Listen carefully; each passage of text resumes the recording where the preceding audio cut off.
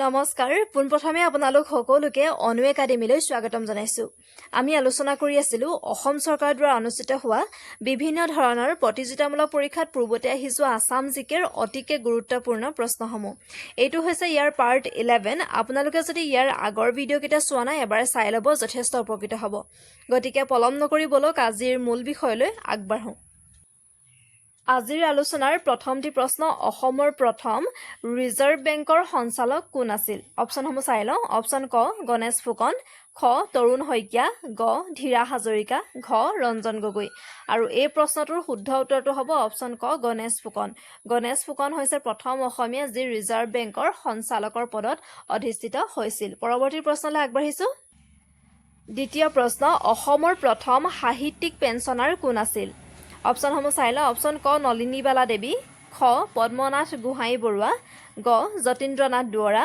ঘ প্ৰসন্নলাল চৌধুৰী আৰু এই প্ৰশ্নটোৰ শুদ্ধ উত্তৰটো হ'ব অপচন খ পদ্মনাথ গোহাঁই বৰুৱা আছিলে অসম সাহিত্য সভাৰ প্ৰথমজন সভাপতি আৰু তেওঁ হৈছে সাহিত্যিক পেঞ্চনাৰ পোৱা প্ৰথম অসমীয়া ব্যক্তি পৰৱৰ্তী প্ৰশ্নলৈ আগবাঢ়িছো তৃতীয় প্ৰশ্ন অসমৰ প্ৰথম মহিলা সাহিত্যিক পেঞ্চনাৰ কোন আছিল অপচন ক অমল প্ৰভা দাস খ নিৰ্মল প্ৰভা বৰদলৈ গ নলিনীবালা দেৱী ঘ মামণি ৰয়ছম গোস্বামী আৰু এই প্ৰশ্নটোৰ শুদ্ধ উত্তৰটো হ'ব অপচন গ নলিনীবালা দেৱী হৈছে অসমৰ প্ৰথম মহিলা সাহিত্যিক পেঞ্চনাৰ পৰৱৰ্তী প্ৰশ্নলৈ আগবাঢ়িছো অসমৰ প্ৰথম মহিলা কেন্দ্ৰীয় মন্ত্ৰী কোন আছিল ক সৈয়দা আনোৱাৰা তাইমুৰ খ অজন্তা নেওগ গ ধীৰা হাজৰিকা ঘ ৰেণুকা দেৱী বৰকটকী প্ৰথম অসমীয়া মহিলা কেন্দ্ৰীয় মন্ত্ৰী হৈছে ৰেণুকা দেৱী বৰকটকী অপচন ঘটো হ'ব শুদ্ধ উত্তৰ পৰৱৰ্তী প্ৰশ্নলৈ আগবাঢ়িছো জ্ঞানপীঠ বঁটা বিজয়ী প্ৰথম অসমীয়া ব্যক্তি কোন অপচন ক বীৰেন্দ্ৰ কুমাৰ ভট্টাচাৰ্য খ নীলমণি ফুকন গ যতীন্দ্ৰনাথ দুৱৰা ঘ লক্ষ্মীনাথ বেজবৰুৱা আৰু এই প্ৰশ্নটোৰ শুদ্ধ উত্তৰটো হ'ব অপচন ক বীৰেন্দ্ৰ কুমাৰ ভট্টাচাৰ্য হৈছে অসমৰ প্ৰথমজন ব্যক্তি যি প্ৰথম জ্ঞানপীঠ বঁটা পাবলৈ সক্ষম হৈছিলে পৰৱৰ্তী প্ৰশ্নলৈ আগবাঢ়িছো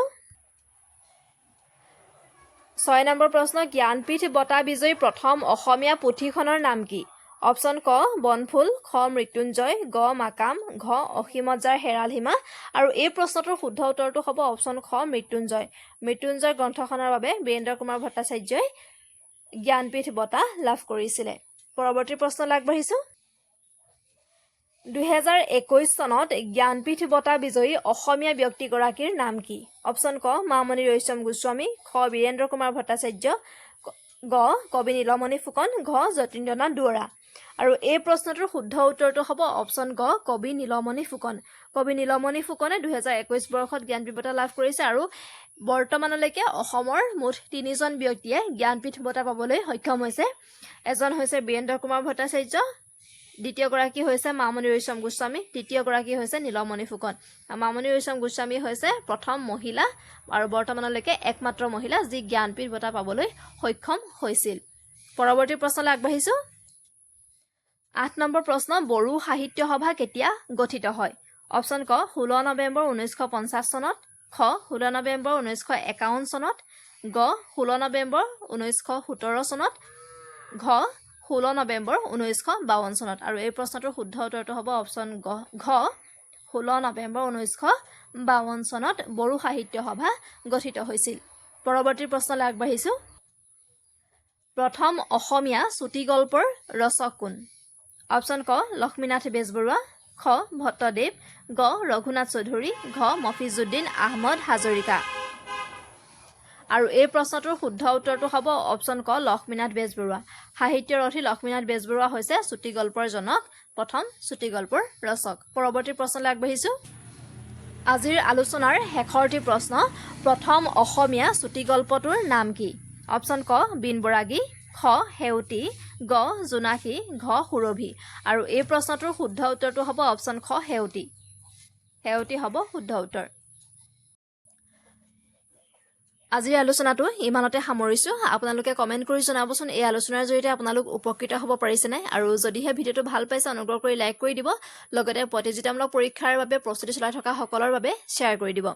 আৰু এতিয়ালৈকে যদি আমাৰ চেনেলটো ছাবস্ক্ৰাইব কৰা নাই ছাবস্ক্ৰাইব কৰি দিব। ধন্যবাদ।